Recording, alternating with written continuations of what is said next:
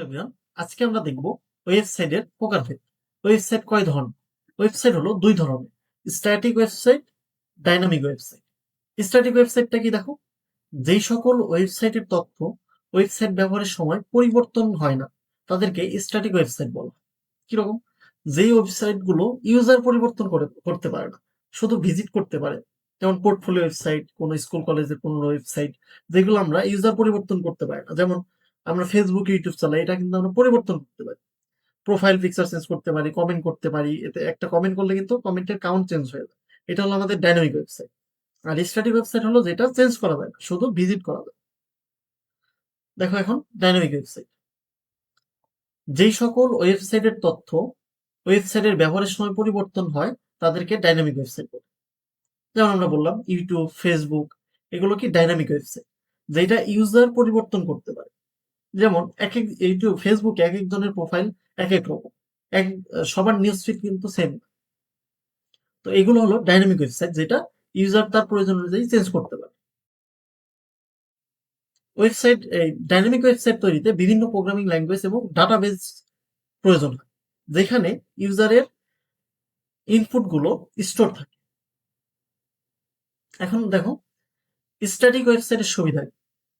Static ওয়েবসাইটের সুবিধা, website develop করা সহজ, ফলে খরচ কম, কারণ এতে ডাটাবেস প্রয়োজন হয় না, শুধু কিছু এইচটিএমএল এবং সিএসএস দিয়ে স্ট্যাটিক ওয়েবসাইট ডেভেলপ করা সম্ভব। খুব দ্রুত লোড হয়, কারণ স্ট্যাটিক ওয়েবসাইটে ইউজার পরিবর্তন করতে পারে না, ইউজার ইনপুট দিতে পারে না, যে যার ফলে শুধু কোডার যে ওয়েবসাইটটা তৈরি করেছে সেইটাই লোড হয় এবং খুব দ্রুত লোড হয়। কারণ দেখো ফেসবুক বা ইউটিউব একই সময়ে অনেকে কমেন্ট করে, প্রোফাইল পিকচার চেঞ্জ করে, ভিডিও আপলোড করে, যার কারণে ওইটা লোড হতে টাইম লাগে। কিন্তু স্ট্যাটিক ওয়েবসাইটে ইউজার যেহেতু ইনপুট দিতে পারে না বা কোনো পরিবর্তন করতে পারে না, তো এটা শুধু ওয়েবসাইটে লোড হয়, এই জন্য খুব দ্রুত এটা ভিজিট করা যায় এবং ব্রাউজারে লোড হয়। সহজেই ওয়েব পেজের লেআউট পরিবর্তন করা যায়। ডেটাবেজ না থাকে অধিক নিরাপদ। ডেটাবেজ না থাকে অধিক নিরাপদ কেন?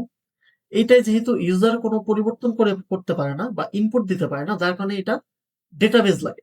এটা শুধু এইচটিএমএল এবং সিএসএস দিয়ে ডেভেলপ করা। তো ডেটাবেজ না থাকা এটা নিরাপদ, কারণ আমরা অনেক সময় দেখবা শোনা যায় যে কোনো কোম্পানির ওয়েবসাইটের ডেটাবেজ চুরি হয়ে গেছে বা ডেটাবেজ হ্যাক হয়ে গেছে।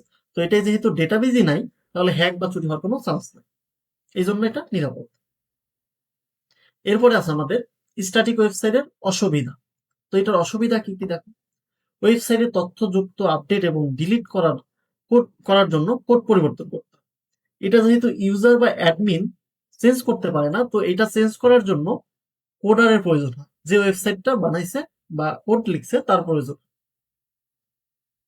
এরপরে ব্যবহারের কাছ থেকে ইনপুট নেওয়ার ব্যবস্থা থাকে না, ওয়েবসাইটের তথ্য বেশি হলে নিয়ন্ত্রণ কঠিন হয়ে যায় এবং ওয়েবসাইটে কোনো ফাংশনালিটি থাকে না। এরপর আমরা দেখব ডাইনামিক ওয়েবসাইটের সুবিধা। ডাইনামিক ওয়েবসাইটের সুবিধাগুলো কি? ওয়েবসাইট চালু অবস্থায় কোড পরিবর্তন না করেই খুব সহজে তথ্যযুক্ত আপডেট এবং ডিলিট করা যায়। কিরকম? ইউজার যে কোনো সময় তার প্রোফাইল চেঞ্জ করতে পারে, কমেন্ট করতে পারে, লাইক করতে পারে। তো ইউজার তার ইচ্ছা মতো এটা চেঞ্জ করতে পারে, অর্থাৎ ডাইনামিক ওয়েবসাইট ইউজার তার ইচ্ছা মতো ব্যবহার করতে পারে। নির্দিষ্ট ব্যবহারকারীর জন্য নির্ধারিত ওয়েব পেজ প্রদর্শনের ব্যবস্থা করা যায়, অর্থাৎ ব্যবহারকারী প্রোফাইল তৈরি করা যায়। অর্থাৎ প্রত্যেকটা ব্যবহারকারীর কিন্তু প্রোফাইল ভিন্ন। ইউটিউবে কিন্তু আমার প্রোফাইল একরকম, অন্যজনের প্রোফাইল আরেক রকম। তো আমার নিউজ ফিড একরকম, অন্যজনের নিউজ ফিড একরকম। ইউটিউবে এক একজন এক এক টাইপের ভিডিও আপলোড দেয়। তো প্রত্যেকের জন্য ওয়েব পেজ প্রদর্শন ভিন্ন ভিন্ন আকারে হয়, অনেক বেশি তথ্যবহুল হতে পারে। ব্যবহারকারীর কাছ থেকে ইনপুট নেওয়ার ব্যবস্থা থাকে।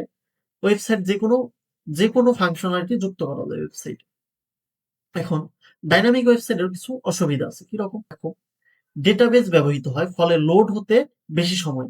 কিরকম? ধরো ডাইনামিক যত ওয়েবসাইট আছে, ফেসবুক, ইউটিউব, এগুলো একই সময়ে হাজার হাজার বা লাখ লাখ মানুষ প্রোফাইল চেঞ্জ করে, কমেন্ট করে, লাইক করে, অনেকে এটা ইউজ করে একই সময়, যার কারণে এটা লোড হতে অনেক বেশি টাইম লাগে এবং ওয়েবসাইট ডেভেলপ করা কঠিন, ফলে খরচ বেশি, কারণ এতে অনেক প্রোগ্রামিং ল্যাঙ্গুয়েজ ইউজ করা হয় এবং ডেটাবেজ লাগে এটা ডেভেলপ করতে, যার কারণে এটা খরচ বেশি পড়ে এবং অনেক টাইম লাগে। এরপরে আমাদের কি আছে, এই দুইটার পার্থক্য, এটা অনেক গুরুত্বপূর্ণ, এটা এক্সামে আসে। তো এটা একটু ভালো মতো দেখে যাও। স্ট্যাটিক ওয়েবসাইট এবং ডাইনামিক ওয়েবসাইট। তো দেখো আমরা এতক্ষণ যা পড়লাম সেগুলোই জাস্ট দুইটা ডিফারেন্ট লিখে দিব ডিফারেন্স। কন্টেন্ট সবসময় একই থাকে, ব্যবহারকারী যেই হোক একই তথ্য দেখায়।